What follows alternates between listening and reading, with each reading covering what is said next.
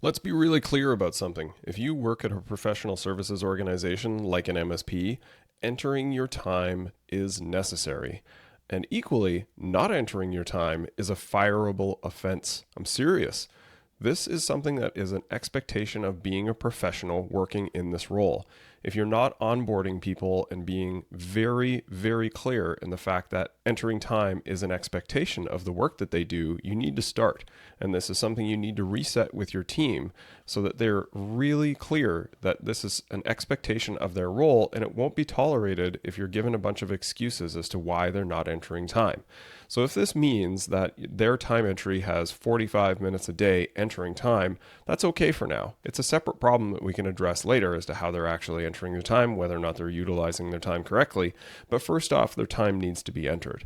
In this industry, time is money. How we spend time is crucially important to understand because so much of what we do is measured in efficiency. You can be busy all day with all kinds of stuff in IT. There is an endless amount of work. So what you prioritize and what you work on becomes really, really important.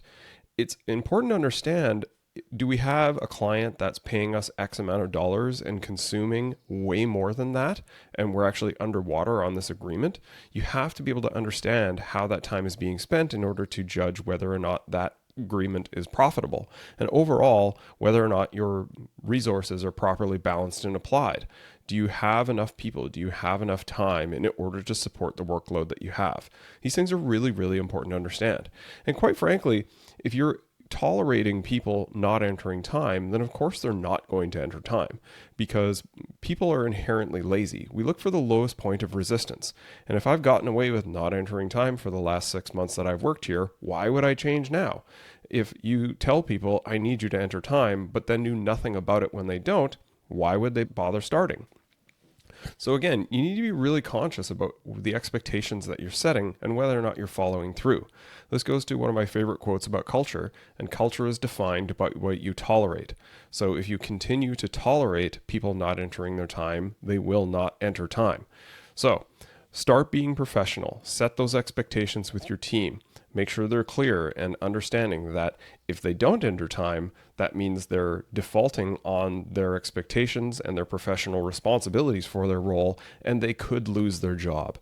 I'm not the type of person that is brutal about this, but realistically, sometimes you need a sacrificial chicken to change that culture. And inherently, there's about 15 to 20% of your team that is not working out at any given period. And if those are the people that need to be set an example of in order for the rest of the team and for you to get their attention, then maybe that's something that has to happen.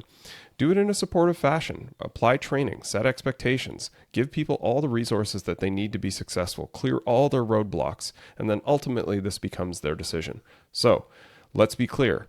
Not entering your time is a fireable offense.